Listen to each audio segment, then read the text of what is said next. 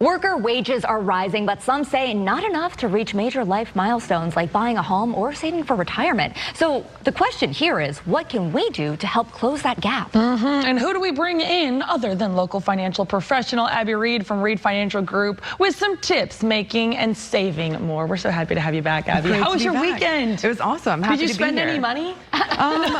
Reasonably so, as usual. Maybe Yes. a little bit more than usual, but that's okay. And that's why we love you, because you always bring us so much balance right now. And we're talking about not finding another job, but right now, if you're in your current job, you know, what are some of those things we can do to maximize that position? Yeah, that's a great question, especially with the job market like it is right now. It's really hard to find a new position. So enhancing and maximizing what you're currently saving and earning is huge. So one of the ways to do that, of course, is getting and asking for raises, which is probably one of the most intimidating things to do in a job. And that's no reason to not do it, though. So going in with a plan is the key. So going in, either planning a meeting with your boss, or maybe it's your annual or quarterly review. First, figure out what kind of raise are you going to ask for? Are you going to ask for a cost of living adjustment? We all know that inflation has been pretty consistent over the last 6 years. If your wages aren't at least keeping up with inflation, then you're getting a pay cut. Yeah. So that's a conversation that really needs to be had. Now, on the other side, are you going to ask for a merit-based raise or even a promotion? That's a whole different conversation. And that's where research and preparation is really key. So one thing I encourage people to do is keep a wins folder. So your boss is busy. Yeah, exactly. Your boss is busy, and they might want to keep track of your achievements, but they might also not really know exactly what you're doing, everything you're doing behind the scenes. So if you have a wins folder and you're keeping track of, you know, what have you done for the company to grow revenue? What have you done to cut costs? Maybe you've increased efficiency in some way. That's going to make it easier for your boss to say yes. Absolutely. Great idea. I love that you also touched on this. I think it's a really tough for women especially to go in and say, hey, I do deserve a raise. I had a good girlfriend who almost made this PowerPoint presentation with a lot of those wins that you referenced.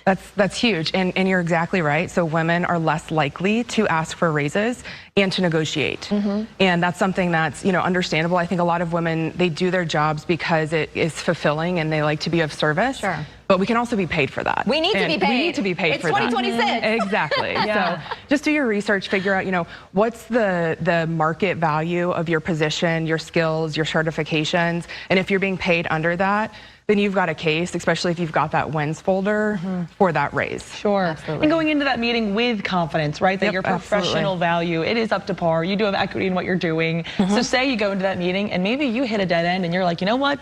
Summer 2026, I'm going for a new job. Yep.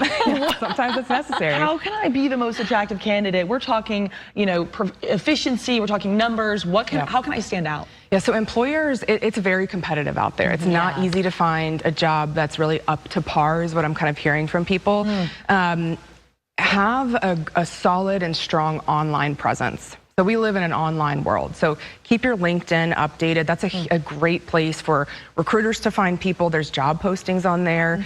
That's a good place to let your network know that you're looking. Now, maybe not if you have a job. Don't put the, you know, I'm open to work. That might indicate something is going to change. But you can reach out to your network, set up calls, lunches, those type things to just kind of put out some feelers and keep everything updated. So employers are really looking for people that can showcase their value. So quantify the things that your achievements from your previous jobs and put those on your resume. Make sure your resume is updated. Even if you're not looking right now, just keep it fresh and updated so that if something does happen, then you can make that move, you know, quicker than. Yeah, absolutely. Networking is key. I love that you mentioned that. It can be a little uncomfortable, but you have to do it if you want to get to the next level. Great take. Let me ask you, now that we're talking about money, if we are able to get that raise, get that new job, get paid, give us some money tips for what to do with that money right now. Yeah, so a common mistake that I see people make when they receive a raise, which is very understandable, is it kind of all goes out the window to what's called lifestyle creep. Yeah, guilty. And I'm all about balance. So money is meant to enjoy your life. So part of that can go towards increasing your lifestyle and making things a little bit easier. But if you want to build wealth consistently, a majority of that needs to go to saving and investing. So you've got to prioritize that.